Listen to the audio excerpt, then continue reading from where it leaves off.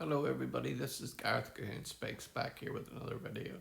I'd like you to hit the subscribe bar, give me a thumbs up if you like the video, or hit the notification bell to be notified when I post my next post. Or otherwise you can look me up at my website and the charities that I support at garethcahoon3 at gmail.com on PayPal. And by the way, if you want to see any of my banned videos that are taken down on TikTok but are still up on YouTube, you can just go to my YouTube account at Gareth Cahoon Speaks, and don't forget to subscribe when you're there. Thank you very much. This one here is about Israel archaeologists uncover evidence of biblical era trade links with Arabia. Increase Israel researchers studying ancient sites discovered in desert fortresses have uncovered new evidence suggesting the biblical kingdom of Israel controlled key trade routes to Arabia nearly 2,800 years ago, decades earlier than scholars previously believed.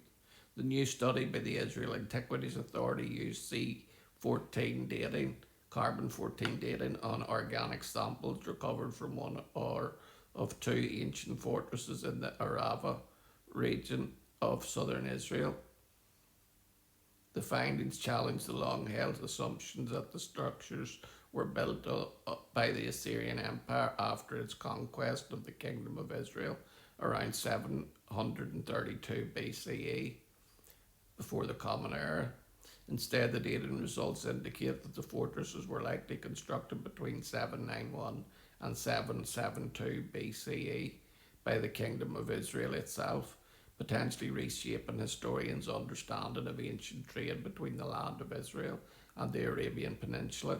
Dr. Doran Ben-Ami, a senior researcher at the Israel Antiquities Authority and the study's lead author, said the findings demonstrate how archaeology could overturn decades of accepted scholarship. This is the beauty of archaeology, Ben-Ami said in an interview with the Times of Israel. For years you're captivated by a certain hypothesis, even though you do not have the smoking gun, and you try to fit everything in, and then you actually find out you were processing in the dark thanks to a bunch of cereal seeds, he explained. The two fortresses studied are those at En Hatzeva, south of the Dead Sea, and at Tel El Khalifa in modern day Jordan, just kilometres from the Israeli border and the city of Eilat. These fortresses are located along the ancient trade route linking the Levant with modern day Saudi Arabia. According to Ben-Ami, the sites may reveal who controlled commerce along the strategic desert corridor. Hatzeva is an economic fortress, the largest in the southern Levant, but for many years it was neglected, he said. Researchers also identified striking architectural similarities between the two sites. All scholars dealing with these fortresses, including myself, were of the opinion that there was one architect behind the two, and they were constructed at the same time, Ben-Ami revealed. For years, scholars believed the southern fortress at Tel El Khalifa was established by the Assyrians after the expansion into the region. The data from that which was published did not allow for clear-cut chronological conclusions. The scholar continued, still according to well-accepted hypothesis, Khalifa was considered one of the fortresses established by the Assyrians. Ben-Ami and his team were surprised when laboratory testing dated the structure to decades before the Assyrian conquest of Israel.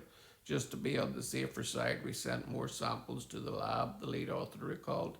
The findings forced researchers to consider the entire historical framework surrounding the sites. If archaeological remains could speak, they were now shouting that the establishment of the fortress had nothing to do with the Assyrians. Ben-Ami said we needed to find a different story. That reassessment led researchers to examine which natural power could have controlled the trade route during the 8th century BCE. The only candidate in terms of political strength during that time period was the Kingdom of Israel, even though it is located up north, considering the other two political entities in the south part of the region, the Kingdom of Judah and Edom. Ben-Ami assessed why Israel, because most scholars are of the opinion that during this time period Israel regained hegemony over the region, as documented also in the biblical narrative and based on archaeological evidence, he said.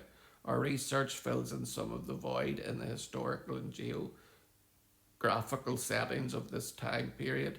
Ben-Ami argued the Kingdom of Israel dominated the two directions out of the Arava Valley, with these two fortresses, Siva in the northern part and Khalifa in the southern part. It is now crystal clear that the Kingdom of Israel was present and involved along the southern border of Judah, as it echoed also in various biblical verses, Ben-Ami said.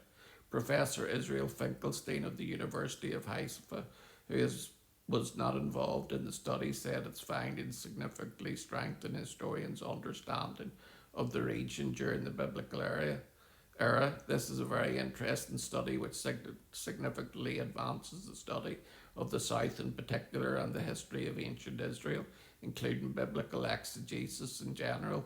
Finkelstein stated, in the 8th century, the northern kingdom of Israel dominated the trade routes in the south, possibly with the help of Judah as a vassal, he assessed.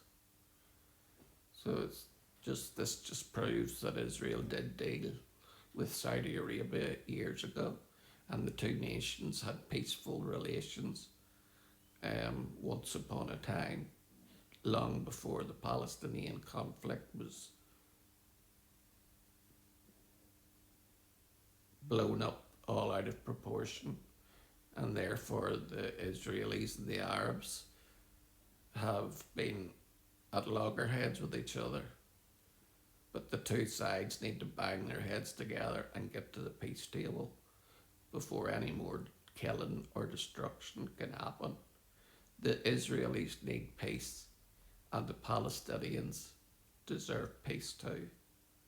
Shalom, Maranatha, and Hallelujah.